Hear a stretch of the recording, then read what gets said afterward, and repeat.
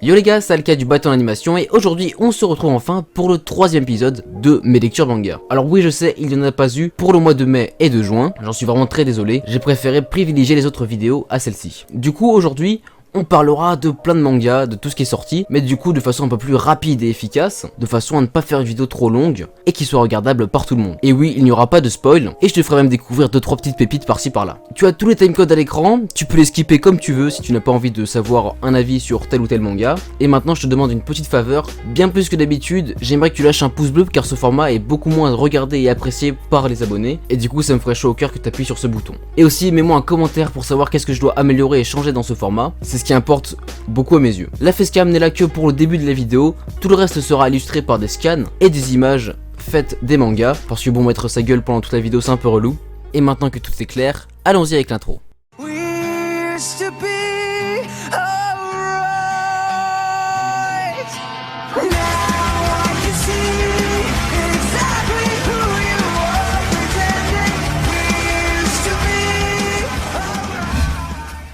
Donc commençons avec la présentation du manga Beyond the Cloud, édité aux éditions Kiyun, dans la catégorie Kizuna. C'est écrit et dessiné par Nick, et ce qu'il faut savoir, c'est que c'est un manga qui est exclusif à la France. En fait, Kiyun a directement réalisé un partenariat avec cette autrice ou cet auteur japonais, je ne sais pas trop, et ce n'est publié que chez nous. Et franchement, c'est une super bonne découverte que j'ai fait il y a maintenant un an, à sa sortie, à la Japan Expo 2018. Et si je vous en parle aujourd'hui, ce n'est pas sans raison, c'est parce que le tome 3 est sorti durant le mois de juillet. Je vais te partager un peu un résumé de l'œuvre, et tu auras dans la description un lien pour lire le premier chapitre. Dans la ville jaune, les usines crachent leur fumée jour et nuit, cachant le ciel et les astres.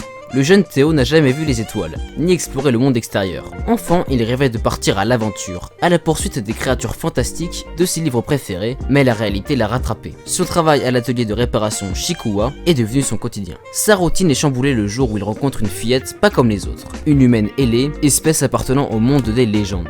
Tombée du ciel, elle a perdu la mémoire, ainsi que ses ailes.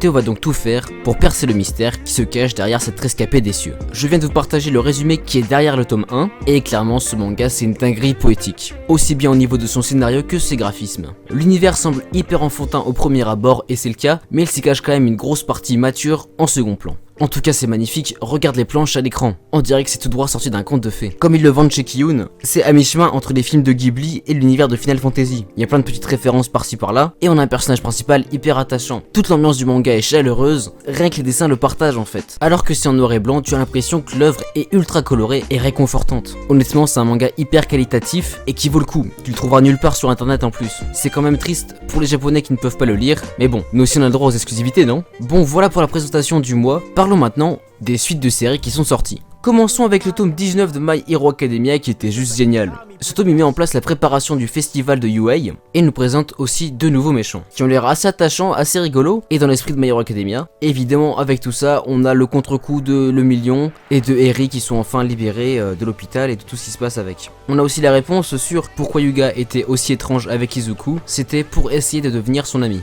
C'était assez rigolo et étonnant, mais ça change rien au fait que Yuga c'est toujours pas un personnage qui me plaît beaucoup. Graphiquement c'est toujours aussi monstrueux, et surtout le grand point fort de ce tome, c'est le personnage de Kyoka Jiro, qui est hyper bien mis en avant et trop appréciable. C'est devenu ma waifu du manga et ce n'est pas pour rien. Et d'ailleurs je pense que toutes les personnes qui ont lu le tome 19 ont eu un gros coup de cœur à son sujet. Ensuite le tome se termine sur un climax plus ou moins intéressant, avec l'assistante du nouveau méchant qui décide de lancer une superbe attaque, et ça se termine là-dessus. Donc c'était un bon tome qui m'a bien fait kiffer, pas trop violent mais suffisamment pour être intéressant et appréciable, et c'était du bon school life comme je kiffe ma race, et tout ça dans l'univers de My Hero Academia. Ensuite, le tome 16 de One Punch Man s'est concentré exclusivement sur Garou quasiment. On y découvre tout le combat entre Garou et la plupart des classés A qui s'associent pour l'affronter. Et là où l'anime était pauvre graphiquement, le manga il est magistral. Graphiquement c'est une pépite, en même temps c'est Yusuke Murata vous allez me dire, mais voilà, je tenais à la souligner. Tellement le tome était frissonnant, j'ai tout lu d'un coup, je me suis pas arrêté. Donc clairement si vous ne regardez que l'anime de One Punch Man, pensez à lire l'œuvre parce que clairement elle vaut le coup, c'est magnifique. Et en plus à chaque fin de tome on a un petit bonus, et ça fait ultra plaisir. Donc c'était un tome assez spécial et qui fait ultra plaisir. Ça prouve clairement que One Punch Man n'a pas besoin que de Saitama pour vivre et briller, et clairement ça m'a rendu heureux.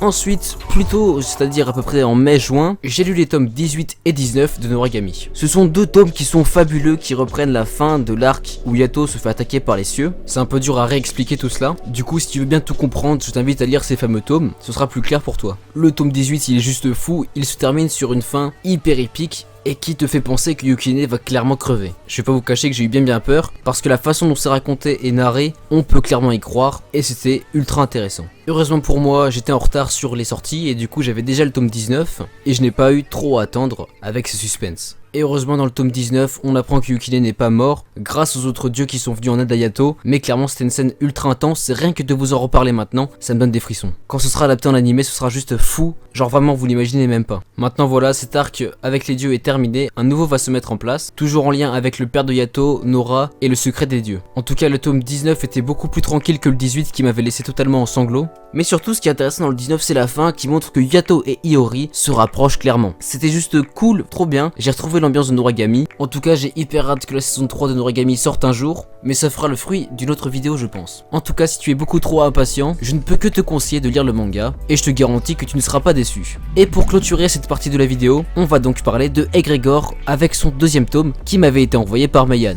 Une vidéo traitant du tome 1 apparaît à l'écran, et là où j'avais été ultra déçu, ce deuxième tome m'a bien réconforté.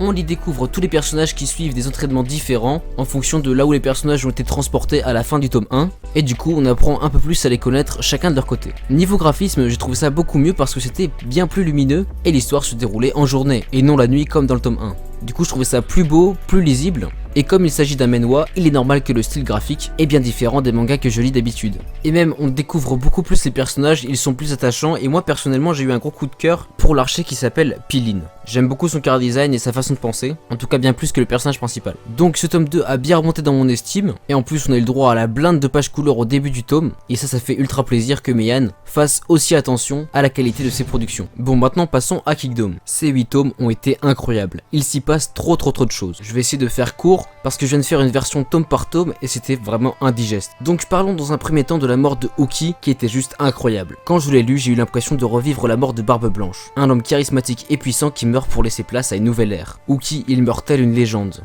debout sur son cheval, en laissant place à une nouvelle ère. Il lègue même son arme à Shin et c'était frissonnant. Rien que d'en reparler, ça me donne des frissons, vraiment. Uki c'était un personnage que j'appréciais énormément et je pensais pas le voir mourir si tôt dans l'œuvre. Sa mort, en plus de faire grandir Shin, a un impact direct sur la puissance de l'état de Kin. Bref, ça m'a vraiment marqué et c'était incroyablement beau mais triste à la fois. Le deuxième point qui m'a vraiment surpris, c'est dans le tome 18 avec la mère de Elsei. C'est une vraie fanatique du sexe et une femme avide de pouvoir. Je m'attendais pas à ça dans Kingdom et voir ces scènes m'a montré à quel point l'œuvre était profonde, sans mauvais jeu de mots. Ce qui est vraiment cool, c'est que l'auteur développe aussi bien ce qui se passe sur le champ de bataille que dans l'intérieur du pays. La stratégie a un rôle majeur et c'est vraiment intéressant. On n'a pas que de la grosse bagarre et un peu de réflexion, ça ne fait pas de mal. Je me questionne vraiment sur comment Elsei va s'en sortir, car en réalité, il n'a pas tant d'alliés que ça. L'ultimatum qu'il donne à Shin est juste transcendant et j'ai hâte de revoir notre roi aux côtés de notre héros. Et le dernier point que je veux aborder concerne les tomes 19, 20, 21 et 22 qui montrent une réelle évolution de la puissance et du mental de Shin. Il se découvre des rivaux typiques de shonen et de nouveaux alliés. Sa montée en puissance est fulgurante et ça fait vraiment du bien de le voir évoluer si vite. Il est toujours aussi attachant et drôle et finalement il ne change pas et ne prend pas la grosse tête. En particulier lors de la scène où il parle avec le général Mugu. C'était hilarant mais en même temps hyper instructif. Son combat contre Rinko était incroyable et digne d'un futur général sous les cieux. Mais dans tout ça, ce qui m'a le plus impacté c'est Kyukai. Avec la couverture du tome 22, j'ai vraiment cru qu'elle allait y passer. Mais finalement plus de peur que de mal, bien que j'étais quand même pas très serein lors de ma lecture. Je suis quand même bien content que ma petite Kyukai s'en soit sortie indemne. Et du coup dans la fin de cette même bataille, dans le combat qui oppose Renpa et Shin, c'était titanesque. Shin il lâche rien et j'ai trouvé ça fou. Le 22e tome se termine sur une défaite du camp adverse, mais bon c'est pas très glorieux car c'est Renpa qui décide de tout arrêter après les révélations qu'il a entendues de la bouche de Shin. Ces 8 tomes étaient tous remplis de révélations et de grands combats. J'apprécie de plus en plus l'univers de Kingdom et j'ai vraiment l'impression d'avoir la même hype et les mêmes sentiments que lors de ma découverte de One Piece il y a 10 ans. Des frissons, de la joie, de l'humour et de la tristesse. Franchement, si vous le pouvez, lisez Kingdom. Et encore un énorme merci à Meian qui me les envoie à chaque fois. En plus, c'est grâce à eux que j'ai découvert cette œuvre et je ne saurais comment les remercier. Ça y est, la vidéo est terminée, elle m'aura quand même demandé pas mal de temps, parce que prendre chaque photo de chaque chapitre et de chaque page, c'était assez galère et compliqué. Heureusement, Iron était là pour m'aider à trouver les scans sur internet, et me les a d'ailleurs tous envoyés. Dès que ce n'est pas une photo de moi, c'est grâce à lui, donc le remercier serait plus que légitime. Comme je l'ai mis sur le dernier post, la chaîne va ralentir, c'est normal, il faut que je profite de mes vacances, et en plus je pars 2 semaines au Canada, et du coup voilà, je ne pourrai pas assurer une cadence de 2 vidéos par semaine, et vous aurez par conséquent une seule vidéo malgré le fait que je ne sois pas là. C'est quand même énorme je trouve, et je pense que ça va vous faire plaisir. Sur ce, merci d'avoir regardé la vidéo en entière, on se dit à très bientôt pour une nouvelle vidéo.